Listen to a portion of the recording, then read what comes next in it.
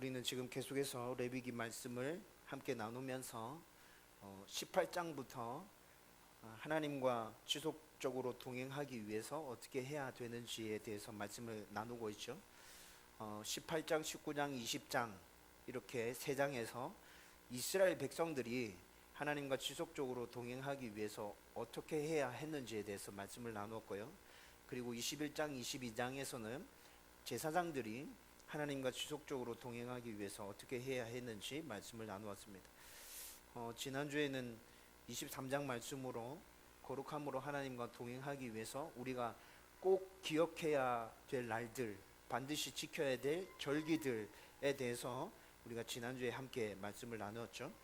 오늘도 계속해서 거룩함으로 하나님과 동행하기 위해서 어떻게 해야 하는지 그 부분에 관심을 가지고 우리가 24장 말씀을 함께 나누려고 합니다.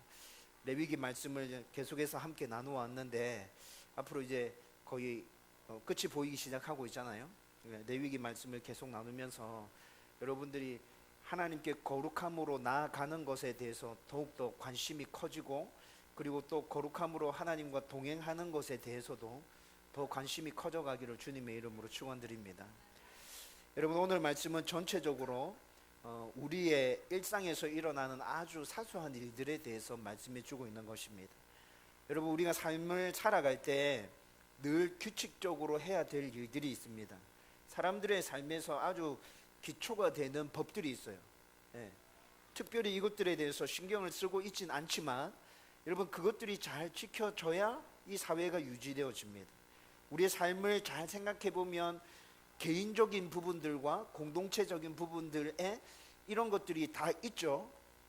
여러분, 우리 개인적인 부분들 먼저 한번 생각해 보면 씻고 먹고 대소변을 배출하고 간단하더라도 운동을 하고 그리고 규칙적으로 잠을 자는 것, 여러분 이거 매일 반복되어야 되는 일이죠.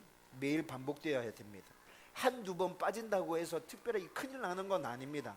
그런데 여러분, 이것들이 매일 규칙적으로 진행되지 않고 들쑥날쑥하게 되면 시간이 한참 지나서 문제가 생기죠. 아주 그것도 큰 문제가 생깁니다. 감당하지 못하는 일들이 생기므로 굉장히 힘들어하는 사람들 가끔씩 보게 됩니다. 여러분, 때문에 우리는 매일 규칙적으로 해야 되는 이런 일들 신경 써서 잘 챙겨서 해야 돼요. 여러분, 개인적인 부분들 뿐만이 아니라 여러분, 우리 공동체적으로 생각해 봐도 꼭 지켜야 될 기본적인 법들이 있습니다. 타인과 남의 것들에 대한 규칙들, 지켜야 될 것 분명히 있죠. 교통 질서들, 내가 누릴 수 있는 기본적인 권리들, 이런 것들은 특별하게 누가 매일 얘기해 주는 건 아니지만 그런 것들 우리가 늘 기억하고 있고, 그리고 우리가 일상에서 아주 자연스럽게 지키면서 살아가는 것들입니다. 여러분, 이런 것들이 잘 안 지켜지면 이 사회는 어떻게 될까요? 굉장히 혼란스러워지겠죠. 아주 단순하게 예를 들면 교통 질서를 사람들이 무시하면서 살아간다. 그러면 차들이 다닐 수 있겠어요? 우리가 도로 주위를 인도로 걸어간다 할지라도 도로가를 걸어갈 수 있겠어요? 교통 질서가 무너져 내린다면 굉장히 불안하고 힘든 일이 되겠죠. 여러분, 매일 우리 삶 가운데 이런 모습들이 반복되고, 그리고 우리가 매일 지켜야 할 아주 기본적인 규칙들에 대해서 심각하게 생각하고 있는 사람은 아무도 없을 겁니다. 그렇지만 분명히 이런 것들이 지켜지지 않으면 개인적인 부분에서도 그렇고 공동체적인 부분에서도 그렇고 큰 혼란에 빠지게 되는 것은 사실입니다. 사람이 외면적으로 내면적으로 건강한 사람, 그리고 공동체가 성숙한 공동체가 되기 위해서는 이런 기본적인 것들이 잘 지켜져야만 성숙하고 건강한 사람이 되겠죠. 여러분, 이것은 신앙생활에 있어서도 마찬가지입니다. 거룩함으로 하나님께 나아가고, 그리고 거룩함으로 하나님과 동행하는 것도 신앙에 있어서 기본적인 것들이 잘 지켜질 때 가능한 것이겠죠. 여러분, 기본적인 것들은 다 무시해버리고 나는 큰 거 40일 금식 기도를 한다든지 성경을 독파해가지고 성경 전체를 다 암송해버리겠어. 여러분, 이렇게 하면 그 사람 신앙이 온전한 신앙으로 자랄까요? 여러분, 우리가 신앙에 있어서 기본이라고 생각하는 건 뭡니까? 예배 드리는 거, 말씀 읽는 거, 말씀을 묵상하는 거, 기도하는 거, 그 다음에 예수님에 대해서 간단하더라도 증거하는 삶. 여러분, 이런 것들이 신앙생활에 있어서 기본이고 기초가 되는 것들 아닙니까? 여러분, 이런 것들이 제대로 지켜지지 않는다면 40일 기도를 100번 해도 소용이 없는 거고요. 성경을 통째로 다 암송한다고 그냥 특별하게 위대한 신앙의 인물이 되는 게 아니라고요. 하나님께서 우리를 부르시는 그날까지 우리는 이런 기본적인 것들을 계속 반복함으로 하나님께서 원하시는 수준까지 조금씩 자라가게 될 것입니다. 그래서 올해는 이런 부분에 있어서 다음 교회 모든 성도들이 습관이 생기면 좋겠다. 그게 저의 바람이고 소망입니다. 예배 드리고 말씀을 읽고 기도하고 간단하게라도 예수님에 대해서 증거하는 것에 있어서 그냥 아주 자연스럽게 그 일들이 진행되어지는 그냥 습관이 되면 좋겠다. 그래서 그런 부분에 대해서 제가 계속 강조하려고 합니다. 저와 여러분들에게 신앙생활의 기본이 되는 경건생활의 습관이 생기므로 영적으로 계속해서 자라가고 하나님과 행복하게 동행하게 되기를 주님의 이름으로 축원드립니다. 여러분, 오늘 우리가 함께 나눌 24장 말씀은요, 하나님과의 동행을 위해서 지켜야 하는 아주 사소한 부분들에 대해서 말씀해 주고 있습니다. 이런 것이 잘 지켜질 때 이스라엘 백성들은 늘 하나님과 동행할 수 있었습니다. 특별히 오늘 말씀에서는 등잔불과 진설병에 대해서 말씀하고 있습니다. 여러분, 성막 안에 성소가 있었죠. 성막 안에 지성소가 있었고요, 성소가 있었고요, 그렇게 있었고, 그 다음에 성소의 뜰이 있었고, 뭐 이렇게 조금 구분지어서 성막을 생각할 수 있는데, 지성소에는 대제사장이 1년에 한 번 딱 들어갈 수 있었고요, 성소에는 대제사장이 늘 드나들면서 해야 될 일들이 있었습니다. 그 성소 안에 뭐가 있었냐면 등잔불과 진설병과 분향단이 있었거든요. 이 세 가지를 제사장이 매일 드나들면서 관리를 했어야 됐었어요. 그런데 오늘 말씀해 보면 등잔불과 진설병만 얘기하고 있어요. 성소 안에 분향단도 있는데 왜 오늘 말씀에서는 다 얘기할 때 세 가지를 다 얘기하지 왜 두 가지만 얘기하고 분향단은 빼놓고 얘기할까? 이런 것들에 대해서 궁금증이 생기죠. 여러분, 이미 우리는 분향단에 대해서 살펴봤었습니다. 언제 살펴봤습니까? 레위기 10장에서 나답과 아비후가 하나님께서 명하신 불 이외에 다른 불로 분향단에 분향을 하다가 하나님께서 진노하셔서 죽었죠. 그 사건을 다룰 때 분향단에 대해서 이미 레위기 10장에서 하나님께서 쭉 말씀해 주셨어요. 분향단에 분향할 때 아무 불이나 사용하면 안 된다. 조심해야 된다. 아무나 분향하면 안 된다. 아론만 해야 된다. 이런 것들에 대해서 하나님께서 쭉 말씀해 주셨기 때문에 지금 24장에서는 등잔불과 진설병에 대해서만 언급해 주고 있다. 학자들은 지금 그렇게 얘기하는 것입니다. 여러분, 그런데 오늘 등잔불과 진설병에 대해서만 집중적으로 생각할 건데 10장에서 분향단에 대해서 우리가 생각한 그 의미들도 함께 떠올려 보십시오. 그러면 아주 사소하고 기본적인 일들에 있어서 이렇게 내가 해야 되겠구나라는 것들을 함께 정리해서 가져갈 수 있을 거라는 생각이 듭니다. 여러분, 그리고 성소에 있었던 등잔불과 진설병과 분향단은 각각의 의미들이 다 있었습니다. 분향단은 오늘 생각 안 한다고 했으니까 그 의미가 뭔지 10장에서 얘기해 드렸는데 다시 한번 간단하게 언급해 드리면 분향단은 향은 뭐예요? 하나님 앞에 올려드려지는 기도. 기도죠. 그래서 성소 안에 분향단이 있었던 이유는 하나님과 늘 교제하고 하나님께 늘 기도해야 됨에 대해서 상징적으로 이스라엘 백성들에게 가르쳐 주고 있는 거죠. 등잔불과 진설병도 이런 의미들을 뭔가 가지고 있겠죠. 그것들에 대해서 이제 좀 자세하게 들여다보십시다. 먼저 등잔불과 진설병과 관련된 일은 항상 진행되어야 함을 오늘 본문에서 말씀해 주고 있습니다. 여러분, 오늘 본문 말씀에 보면 2절 말씀에 계속해서 라고 표현하고 있고요. 그리고 3절과 4절과 8절 말씀에 항상이라는 단어가 나타나고 있습니다. 여러분, 이 단어의 의미는 늘 계속해서라는 의미, 한 번도 끊어지지 않고 쭉 연결돼서 쭉 이어지는 그 의미와 함께 규칙적으로 항상 반복되어지는 일들, 늘 진행되어지지는 않지만 어떤 일정한 규칙을 가지고 이렇게 진행되어 가는 그 일들, 이 두 가지 의미를 다 포함해서 항상 계속해서라고 말씀하고 있습니다. 여러분, 등잔불과 진설병은 이렇게 늘 진행되어야 하는 일이었습니다. 특별히 등잔불과 관련해서는 2절과 3절 말씀에 보면 성소 안에 불이 계속 밝혀져야 된다고 하나님께서 말씀해 줍니다. 근데 3절 말씀을 또 따로 떼내서 보면 저녁부터 아침까지, 낮에는 불 안 켜도 되고 저녁부터 아침까지만 불 켜는 거 아닌가, 이렇게 생각할 수 있거든요. 그런데 성경을 전체적으로 다 살펴보면 저녁부터 아침까지가 아니라 하루 종일 계속 불 켜지는 것이다, 학자들은 이렇게 얘기합니다.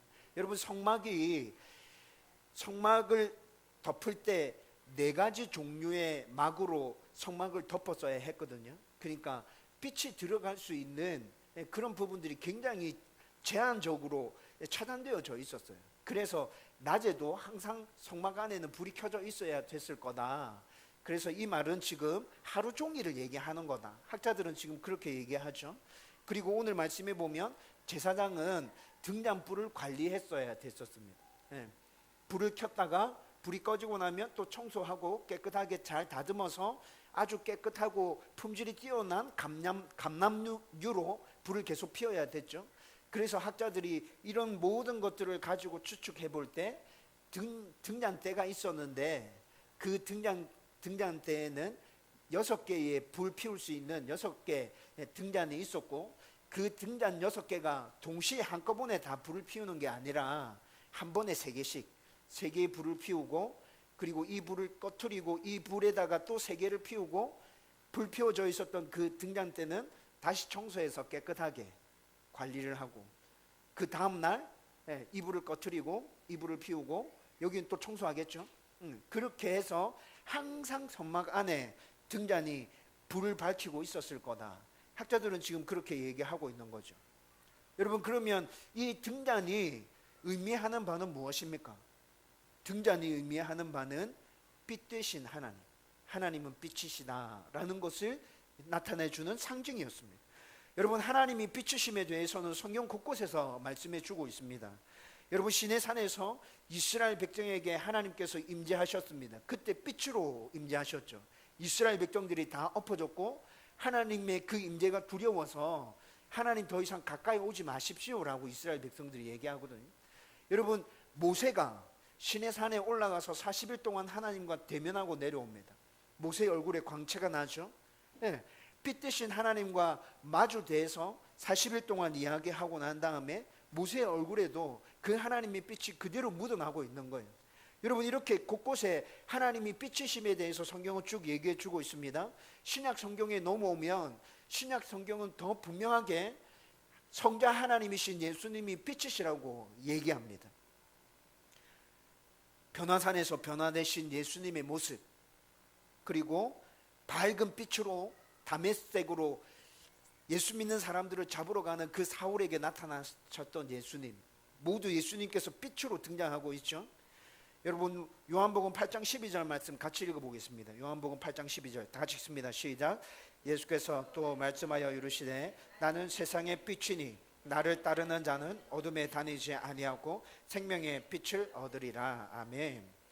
여러분, 예수님께서는 친히 자기 자신을 또 이렇게 나는 세상의 빛이다 라고 선언하고 계시죠. 여러분, 하나님, 예수님, 이분들이 모두 빛이셨기 때문에 등잔에 불이 밝혀져 있는 것은 하나님을 상징하는 것이고, 그리고 빛이신 그 하나님이 이스라엘 백성 가운데 뭐 하고 있다는 것입니까? 임재하고 있다는 것입니다. 성막 안에 늘 불이 밝혀져 있어요. 빛이신 하나님이 성막 안에 가득 존재하고 있죠. 그 하나님은 지금 누구와 함께 하고 있는 거예요? 이스라엘 백성들 가운데. 내가 너희와 함께 있다. 나는 절대 너희를 떠나지 않는다. 내가 너희들 가운데 임재하고 있다. 반드시 기억해야 돼. 하나님께서 지금 등잔불을 통해서 이 메시지를 이스라엘 백성들에게 전달해 주고 있는 것입니다. 여러분 때문에 등잔불을 밝히고 등잔을 관리하는 것은 제사장들에게 있어서 굉장히 중요한 일이었습니다. 매일 반복되는 일이었지만 여러분 처음 이 의미를 알고 제사장들이 등불에 불을 밝힐 때 그 느낌이 어땠을까요? 빛이신 하나님, 그 하나님이 우리 가운데 임재해 계셔. 그 하나님이 우리를 떠나지 않고 늘 함께 하고 계실 거야. 그 의미를 처음으로 깨닫고 이해하고 그 일들을 처음 실행할 때 그 제사장들의 느낌이 어땠겠냐고요. 여러분 두렵고 떨리고 기쁨과 감격과 감사함과 여러분 그런 마음들을 가지고 처음으로 그 일들을 행했지 않겠습니까? 여러분 그런데 그 일들이 매일 반복됩니다. 오늘도 그 일을 했고 내일도 그 일을 할 것이고 모레도 그 일을 할 겁니다. 1년 전에도 그 일을 했고 1년 후에도 그 일을 할 것입니다. 여러분 이렇게 아주 중요한 의미를 가지고 있는 것이었지만 그 일들이 일상에서 계속 반복되어져 가면서 여러분 제사장들은 또 그 일들에 대해서 소홀하게 대할 수 있는 여지도 같이 생겨나게 되는 거죠. 진설병에 대해서 또 한번 생각해 보십시다. 여러분 오늘 말씀에 보면 진설병 12덩이의 떡을 만들어서 성소 안에 진설하라라고 하나님께서 말씀하고 있거든요.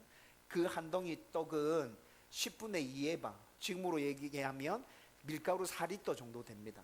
밀가루 4리터 정도면 한 떡덩이가 굉장히 크죠. 그 떡을 12개를 만들어서 진설하라고 하나님께서 말씀합니다.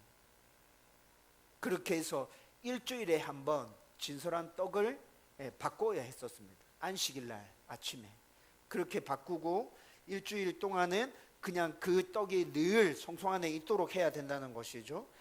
누룩을 넣지 않았기 때문에 시간이 지나면 자연적으로 그 떡은 아주 딱딱해졌습니다. 일주일이 지나고 난 다음에 떡을 바꾸죠. 그러면 바뀌어진 그 떡은 제사장들이 먹어야 했습니다. 딱딱한 떡이라서 먹기 불편했겠죠. 그런데 자료들을 쭉 찾아보니까 그냥 먹었던 게 아니라 그걸 다시 데우면 조금 조리를 하면 부드럽게 해서 떡을 다시 먹을 수 있었답니다. 상하지는 않았기 때문에 그렇게 해서 일주일마다 하나님 앞에 진설되었던 그 떡이 다시 물려져 나오면 그것들을 제사장들이 먹었다는 것이죠. 여러분 이렇게 진설병이 늘 하나님 앞에 있었고 그리고 그 진설병이 의미하는 바는 또 무엇이었을까요? 진설병이 왜 12덩이였겠습니까? 이스라엘의 12지파를 의미하는 거겠죠. 그리고 그 진설병이 의미하는 바는 하나님께서 이스라엘 12지파를 공급하신다. 내가 너희들 절대로 굶기지 않을 거야. 내가 너희들 절대로 궁핍 가운데 몰지 않을 거다. 너희들이 나를 잘 섬기고 너희들이 나의 말에 순종하고 나를 따르면 나는 너희들 가운데 복을 줄 거야. 은혜를 줄 거야. 모든 필요들을 다 채워줄 것이다. 하나님께서 그렇게 진설병으로 이스라엘 백성 가운데 아주 강력한 메시지를 전달하고 있는 것이죠. 여러분 정말 하나님께서 이스라엘 백성들의 모든 필요를 공급해 주셨습니까? 광야 40년 생활을 살펴보십시오. 여러분 정말 하나님께서 이스라엘 백성들의 공급을 다 해주셨죠. 구름 기둥과 불 기둥, 만나와 메추라기, 반석에서 솟아나는 샘물들, 헤어지거나 떨어지지 않는 옷과 신발. 여러분 이런 것들 모두 하나님의 공급하심 아니었습니까? 신약 성경에 넘어오면 하나님께서 또 성자 하나님 예수님께서 자기 자신을 친히 생명의 떡이라고 말씀하십니다. 요한복음 6장 35절 말씀 같이 읽어보십시다. 다 같이 읽습니다. 시작. 예수께서 이르시되 나는 생명의 떡이니 내게 오는 자는 결코 줄이지 아니할 터이요 나를 믿는 자는 영원히 목마르지 아니하리라. 아멘. 여러분 이 말씀은 요한복음 6장의 이 말씀은 어떤 사건 직후에 한 말씀인데요. 그 앞에 나타나는 사건이 오병이어의 기적입니다. 여러분 오병이어의 기적, 사람들이 굶주리고 피곤해 지쳐 있는 그 상황 가운데 예수님께서 먹을 것을 공급해 주시잖아요. 그렇게 그들의 필요를 채워주시고 난 이후에 그 필요들만을 바라고 예수님을 쫓아오는 사람들이 너무 많았거든요. 그래서 예수님께서 이 이야기를 하시는 거예요. 이 이야기의 핵심은 뭐예요? 너희들은 너희들의 필요 그것만 바라보고 나를 쫓아오는데 나는 그것만 채워줄 수 있는 그런 사람 아니야. 그런 존재 아니야. 나는 물론 그것도 채워주지만 나는 그거보다 더 중요한 거, 너희들의 영적인 필요, 영적인 생명까지도 허락해 주기 위해서 내가 이 땅에 왔어. 그래서 예수님께서 그 모든 의미들을 다 포함해서 자기 자신을 생명의 떡이라고 말씀하고 있는 거죠. 여러분, 이렇게 영과 육의 모든 필요들을 공급하시는 하나님, 이 하나님이 진설병을 통해서 지금 말씀하고 계십니다. 무엇을 말씀하십니까? 내가 너희와 함께한다. 너희들의 필요를 내가 다 채울 거다. 걱정하지 마라. 염려하지 마라. 이렇게 말씀하고 있는 거죠. 여러분, 때문에 진설병을 진설해 놓는 이 일들, 제사장이 이 일들도 굉장히 신경 써서 중요하게 생각하고 일주일마다 반복해야 됐었겠죠. 여러분, 제사장들이 진설병을 진설하는 이 일도 등잔불에 불을 켜는 그 일과 마찬가지로 처음에 이런 일들을, 이런 의미들을 다 생각하면서 떡을 진설할 때 기쁨과 감사와 감격과 두려움과 떨리는 그 마음으로 이 일들을 진행했을 거예요. 그런데 이것도 일주일마다 반복되어지면서 또 소홀해질 여지가 충분히 있게 되는 거죠. 여러분, 이런 일들은 모두 다 매일 반복되는 일이고 일주일에 한 번씩 꼭 반복되는 일이지만 굉장히 중요하고 절대 소홀히 대해서는 안 되는 일이었습니다. 여러분, 성경에서 지금 그런 일들이라고 아주 분명하게 얘기해 주고 있죠. 그리고 여러분, 이 일들에 대해서 매일 반복되지만 사소한 일상이지만 너희들의 마음을 담아라, 최선을 다해라, 그렇게 말씀해 줍니다. 여러분, 오늘 말씀 2절과 4절, 5절 말씀에 보면 순결한이라는 단어가 나타납니다. 그리고 5절 말씀에 보면 고운 가루 해서 고운이라는 단어가 나타나고요. 7절 말씀에서는 정결한이라는 단어가 보입니다. 여러분, 이 단어들의 뉘앙스가 어떤 것인지 여러분 한번 생각해 보세요. 순결한, 정결한, 고운 가루. 여러분, 이 단어들을 통해서 어떤 마음을 가지고 지금 이 일들을 하라고 하나님께서 말씀하시는 것 같습니까? 거룩하고 깨끗하고 정성을 다하고 최선을 다하고 네 마음을 거기다 담고 그렇게 하라고 느껴지지 않습니까? 여러분, 빛이신 하나님의 임재 그리고 하나님의 공급하심을 매일 기억하면서 사는 것은 굉장히 중요한 일입니다. 이 일을 기억하기 위해서 등잔불을 밝히고요, 이 일을 기억하기 위해서 진설병을 진설하는 그 일들, 매일 반복되고 일주일마다 반복되는 일들이었지만 절대로 소홀히 할 수 없죠. 여러분, 그런데 지난주에도 우리가 잠깐 나누었어요. 안식일과 적일들을 생각하면서 지난주에 제가 이 이야기를 잠깐 했었는데, 중요한 이 일들이 계속 반복되어질 때 우리는 소홀하게 대하게 된다고요. 중요하다는 그 의미를 잊어버리게 된다고요. 그래서 하나님께서 일상에서 반복되는 중요한 일을 절대로 소홀히 취급하면 안 된다는 의미에서 지금 다시 이렇게 반복해서 얘기해 주고 있어요. 너의 마음을 담아서 해야 된다. 매일 반복되는 일이지만 너 절대 정신 놓으면 안 돼. 정신 똑바로 차리고 너 마음을 거기다 담아. 하나님께서 지금 이렇게 얘기해 주고 있는 것이죠. 여러분, 이스라엘 백성들이 매일 반복되어지는 이 일들을 정신을 차리고 마음을 담아서 똑바로 했을 때 어떻게 되는 겁니까? 하나님과 날마다 동행하게 되는 것입니다. 여러분, 이것은 지금 우리들도 마찬가지인 것이죠. 여러분, 하나님 우리 가운데 함께 계십니다. 하나님께서 우리의 필요들을 공급해 주십니다. 여러분, 우리는 이 사실을 늘 잊지 않고 하나님 임재 가운데서 행복하게 하나님과 동행해 가야겠죠. 그래서 매일의 일상에서 해야 될 우리의 예배의 삶들, 말씀을 읽고 말씀을 묵상하고 기도하고 예수님에 대해서 증거하는 거 굉장히 중요한 일이 되는 거겠죠. 이것들이 잘 진행되어지고 있다면 우리는 하나님과 늘 동행하게 될 것입니다. 그래서 신약 성경에 소박하고 사소한 일에 최선을 다할 것에 대해서 계속 반복해서 말씀해 주고 있습니다. 마태복음 10장 42절 말씀 우리 또 같이 한번 읽어보겠습니다. 다 같이 읽습니다. 시작. 또 누구든지 제자의 이름으로 이 작은 자 중에 하나에게 냉수 한 그릇이라도 주는 자는 내가 진실로 너에게 이르노니 그 사람이 결단코 상을 잃지 아니하리라 하시니라. 아멘. 사소한 일에 대해서 중요하게 생각하고 그 일에 마음을 담아라 라는 의미가 이 말씀 안에 담겨져 있죠. 작은 자 하나에게 냉수 한 그릇이라도 대접한 거 내가 절대 그거 잊지 않을 거야. 내가 상 줄 거야. 여러분 마태복음 18장에 가면 예수님께서 다시 강조해서 말씀합니다. 작은 자를 없이 여기지 마라. 함부로 대하지 마라. 그들을 실족해 하면 연자못 맷돌을 메고 바다에 빠져 죽어라. 실제로 그렇게 하라는 얘기예요.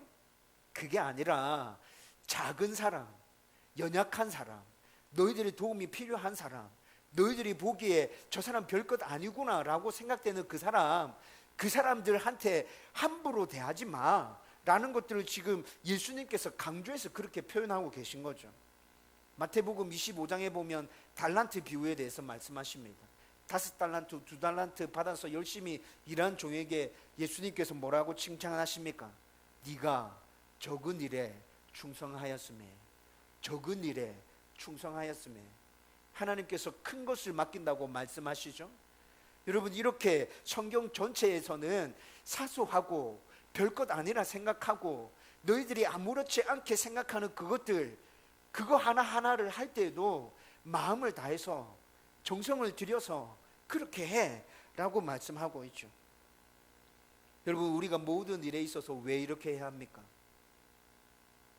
우리의 삶 자체가 하나님 앞에 드리는 예배이기 때문에, 내가 하는 모든 일들이 하나님께서 받으시는 예배이기 때문에, 여러분 신약에서는 그것에 대해서 너무 명확하게 말씀해 주고 있지 않나요? 나의 삶의 모든 부분이 그렇게 하나님 앞에 드려지는 예배라면 여러분 우리가 하는 그 사소한 일들에 대해서 우리가 대충 할 수 있겠어요? 성령 하나님이 우리 안에 거하신다 말씀합니다. 그래서 성경은 우리를 뭐라 얘기합니까? 하나님께서 거하시는 성전, 하나님이 거하시는 성전인 나는 내가 해야 되는 모든 일들에 있어서 소홀히 함부로 대충 하고 넘어갈 수 없는 거죠.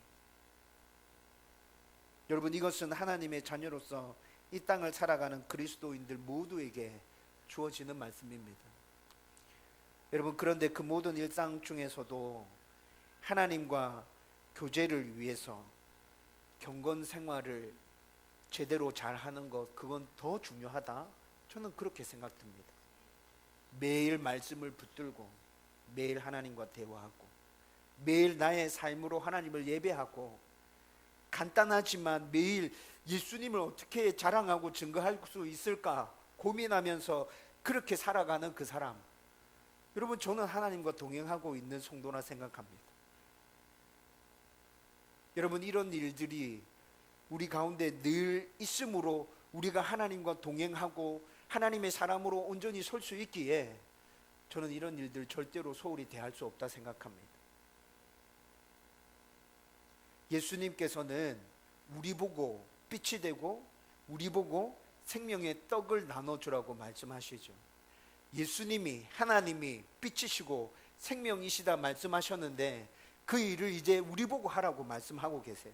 마태복음 5장 14절과 14장 16절 두 절 말씀 같이 읽겠습니다. 다 같이 읽습니다. 시작. 너희는 세상의 빛이라. 산 위에 있는 동네가 숨겨지지 못할 것이요 예수께서 이르시되 갈 것 없다. 너희가 먹을 것을 주라. 매일 빛 되신 하나님과 같이 동행하면서 여러분 우리가 그 하나님의 빛을 받아서 이 세상의 빛으로, 그리고 매일 생명 되신 하나님과 동행하면서 그 생명 되신 하나님의 영향을 받아서 우리가 이 세상에 생명의 떡으로 그렇게 나아가고 그들을 섬기고 그들을 세워주라고 하나님께서 얘기하고 계시는 거죠. 여러분, 그리고 정말 이렇게 되기 위해서 우리는 빛의 신, 생명의 떡이신 하나님을 더 가까이 하고, 그리고 그 하나님과 날마다 동행해야 이런 일들이 가능하지 않겠습니까?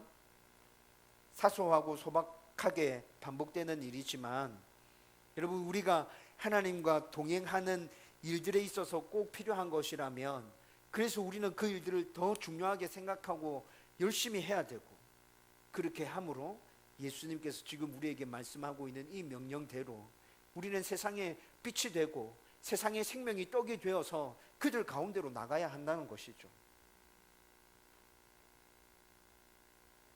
여러분, 특별히 매일 반복되는 하나님과의 교제에 있어서 정말 열심을 내십시다.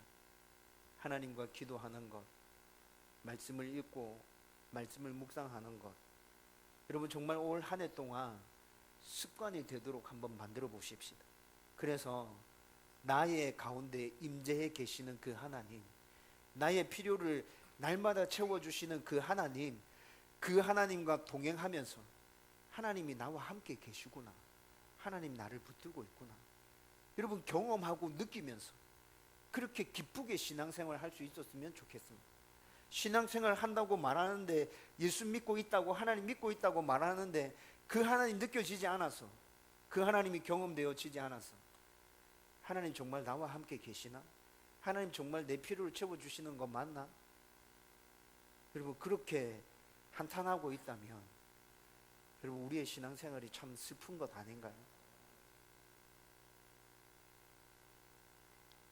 사소한 부분들, 매일 반복되는 부분들, 여러분 우리가 이것들에 마음을 쏟음으로 행복하게 하나님과 동행하는 저와 여러분들 되기를 주님의 이름으로 축원드립니다. 이제 말씀을 정리하려고 합니다. 여러분, 어제 한 기독교 단체에서 보낸 메일 하나가 어제 하루 종일 참 많은 생각을 하게 했습니다. 그 메일의 내용은 영국인들 5명 중에 1명이 기도를 한대요. 2100명을 대상으로 조사한 설문이었고, 예수 믿는 사람과 예수 믿지 않는 사람 모두를 포함한 설문이었습니다. 당신은 기도하십니까? 어떨 때 기도하십니까? 이런 설문이었습니다. 영국인들 5명 중에 한 사람이 기도한다. 그러면 4사람은 무슨 말이에요? 기도 안 한다는 얘기죠.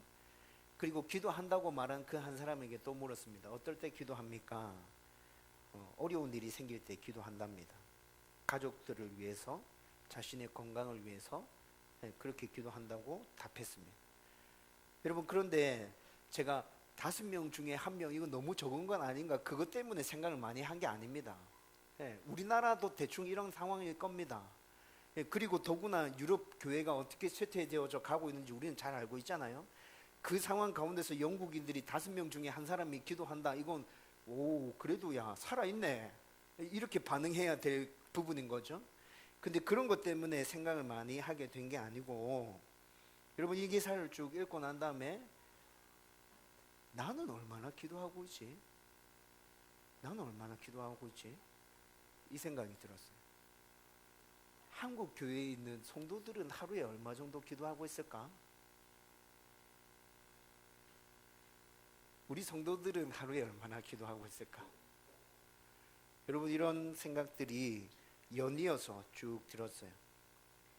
그러면서 굉장히 많은 궁금증들이 생겨났었습니다. 우리 성도들 큐티는 잘하고 있나? 올해 말씀 읽는 것 집중하자고 말했는데 성경 꼬박꼬박 잘 이렇게 규칙적으로 읽어가나?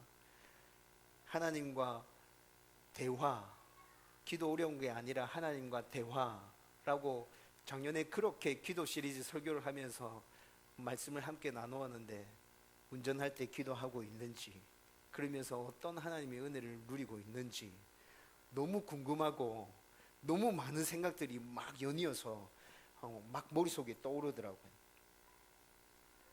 여러분, 저는 요즘에 매일 큐티를 하고 있습니다. 여러분들한테 궁금한 게 생겼으니까 저부터 어떻게 하고 있는지 말씀드려야겠죠. 저는 매일 큐티 하고 있습니다. 1시간 정도 기도의 시간과 기도의 자리를 따로 정해서 1시간 정도 기도합니다. 여러분들을 위해서 기도하는 시간입니다. 매일 기도합니다. 오늘도 기도했죠. 하루에 15장 성경을 읽고 있습니다. 만나는 사람들에게 반갑게 인사하고 예수님 믿으세요 라고 말하기 위해서 요즘 계속 노력하고 있습니다. 모든 사람들에게 다 이렇게 얘기하진 못하지만 계속 이렇게 얘기합니다. 오늘도 한 사람에게 그렇게 얘기했습니다. 교회만 계속 앉아 있다 보면 만나는 사람들이 굉장히 적어요. 그래서 많이 만날 줄 알았는데 그게 그렇게 잘 안 되더라고요. 아무튼 그렇게 열심히 노력해 가고 있습니다. 제 개인적으로 저의 기도의 시간이 더 길어졌으면 좋겠습니다. 한 2시간 그 정도? 하루에 2시간씩 늘 하나님과 깊은 교제를 나눌 수 있으면 좋겠다. 예수님 믿으세요 이 말이 아주 고민스럽지 않게 그냥 술술 자연스럽게 잘 나왔으면 좋겠다. 제 바람입니다. 여러분, 제가 이렇게 하는 이유가 뭘까요? 제가 이렇게 하고 있는 이유, 여러 가지 이유가 있습니다. 그냥 직업적으로 얘기해서 직업적으로 얘기하면 성스럽지 못한 목사구나 이렇게 생각하는 분들 계시던데, 직업적으로 얘기하면 제가 목사이기 때문에 목사 당연히 그거 해야 되는 거 아닙니까? 이렇게 생각하니까, 그렇죠? 목사이기 때문에 이렇게 하고 있는 것, 그것도 한 가지 이유입니다. 그리고 여러분들에게 2018년도에 말씀 읽고 묵상하는 것 열심히 하자, 힘을 내자, 제가 먼저 얘기했기 때문에 그것에 대한 모범을 보이는 차원에서 또 이렇게 하는 것, 그것도 맞습니다. 개척교회가 수적으로 성장하고 그리고 좋은 소문이 났으면 좋겠다 생각하기 때문에 만나는 사람들에게 예수 믿으라 얘기하는 것, 그것도 맞습니다. 이 모든 것들이 제가 이렇게 하는 것들에 대한 이유가 될 수 있습니다. 그런데 제일 중요한 이유는 다른 것입니다. 제가 이렇게 하는 제일 중요한 이유는 저는 목사이기 이전에 진짜 그리스도인 되고 싶습니다. 목사가 되더라도 진짜 목사다운 목사 되고 싶습니다. 하나님과 행복하게 동행하고 싶습니다. 에녹처럼. 이 세상에서 경험할 수 없는 하나님의 평안과 기쁨, 저도 누리면서 살아가고 싶습니다. 그것이 첫 번째 이유입니다. 여러분, 그것 때문에 다른 거 다 제쳐놓고 이 이유 때문에 저는 날마다 발부둥칩니다. 어떻게 하나님과 더 가까워질 수 있을까? 어떻게 하나님의 음성을 더 민감하게 내가 받고 그 말씀대로 순종해 갈 수 있을까?